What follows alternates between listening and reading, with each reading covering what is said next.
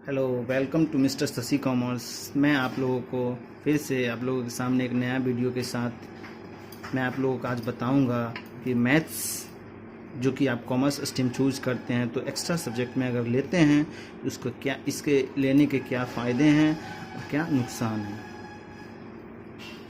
तो सबसे पहले जानेंगे मैथमेटिक्स लेने के फ़ायदे एवं नुकसान में। सबसे पहले हम जानेंगे फ़ायदे, बेनिफिट्स।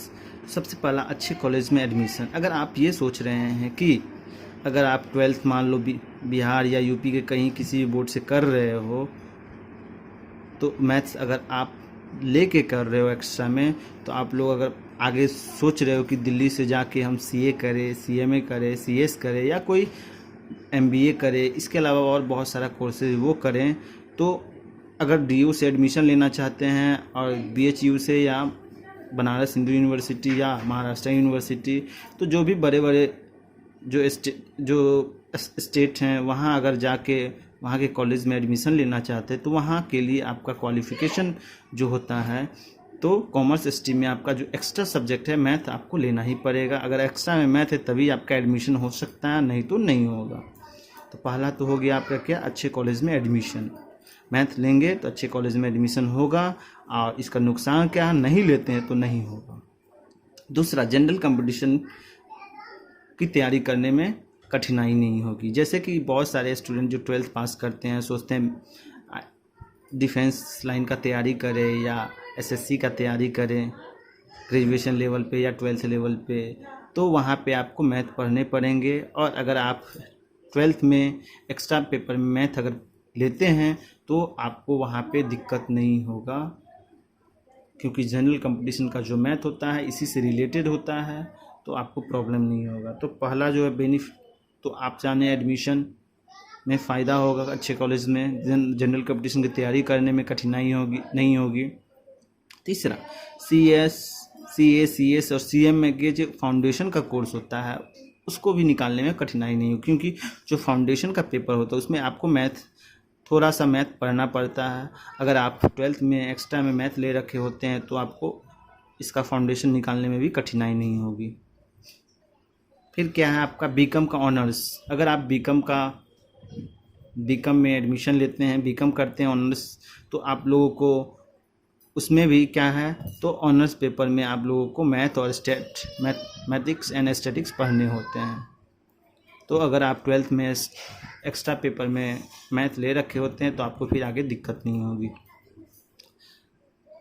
फिर आपका क्या, इकोनॉमिक्स ऑनर्स करते हैं वहाँ भी मैथ की आवश्यकता होती है। स्टैटिस्टिकल ऑनर्स करते हैं वहाँ भी मैथ की आवश्यकता होती है। बीसीए करते हैं वहाँ भी आप लोग को मैथ पढ़ने पड़ेंगे। सिक्योरिटी रिलेटेड मार्केट कोर्सेज, वहाँ भी आपको मैथ पढ़ने पड़ेंगे। फाइनेंशियल एनालिसिस का कोर्स करते हैं उसमें भी आपको मैथ पढ़ने पड़ेंगे। मतलब ये सब कोर्सेज अगर आप करते हैं तो यहाँ आपको मैथ पढ़ने पड़ेंगे। इसके लिए आप अगर 12th में मैथ एक्स्ट्रा सब्जेक्ट में रखते हैं तो आप लोगों को इन सब कोर्स को करने में कठिनाई नहीं होगी। वही इसका नुकसान ये है कि इन कोर्सेज को करने में परेशानी होगी कब, जब आप मैथ एक्स्ट्रा में नहीं लेते हैं तब।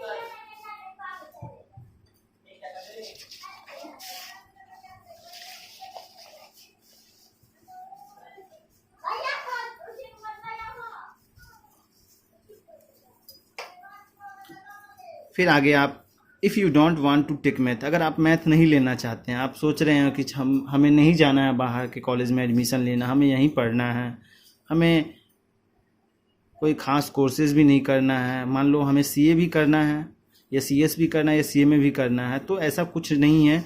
सीए में आपको मैथ तो ज़रूरी है, वो भी फाउंडेशन में। आगे आपको इंटरमीडिएट या फाइनल में आपको मैथ की आवश्यकता नहीं होती है।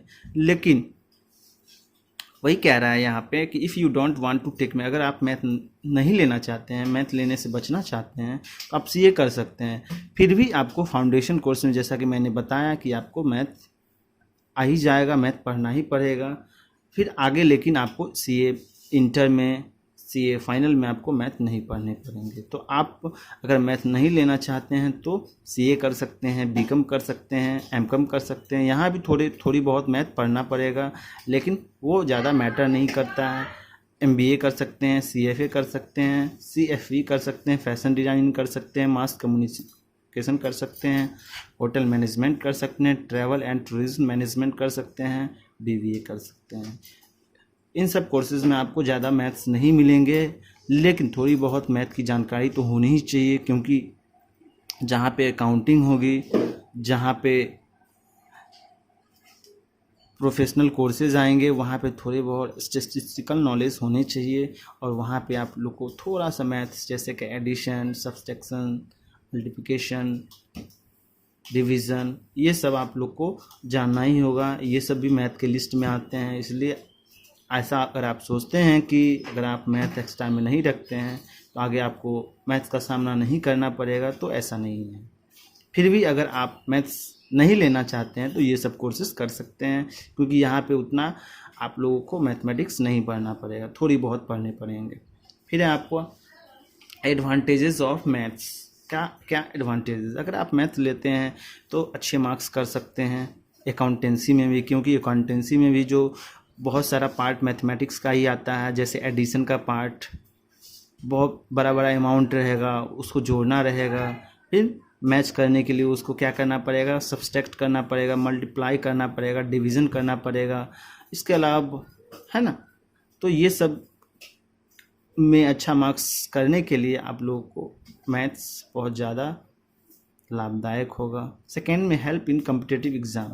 अगर आप 12th में एक्स्ट्रा पेपर में मैथ रखते हैं तो कम्पिटिटिव एग्ज़ाम का तैयारी करने में आपको ज़्यादा प्रॉब्लम नहीं होगी। वहाँ पे भी आप जल्दी से कम्पिटिटिव एग्ज़ाम आप पास कर सकते हैं, क्योंकि आपका 12th में मैथमेटिक्स रहेगा, आप उससे ज़्यादा अनजान नहीं रहेंगे। फिर है ग्रेटर स्कोप। मैथ्स अगर लेते हैं 12th में एक्स्ट्रा पेपर में तो आगे आप लोग को बहुत सारा स्कोप मिलेगा, आपको कहीं भी प्रॉब्लम नहीं होगी, क्योंकि अक्सर लोग मैथ से ही डरते हैं।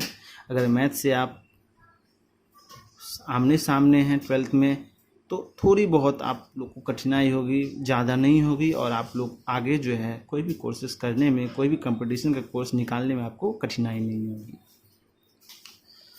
That's all, thank you. फिर से मैं आप लोगों के सामने नेक्स्ट वीडियो में एक नया टॉपिक के साथ आऊँगा। अभी के लिए थैंक यू, बाय बाय।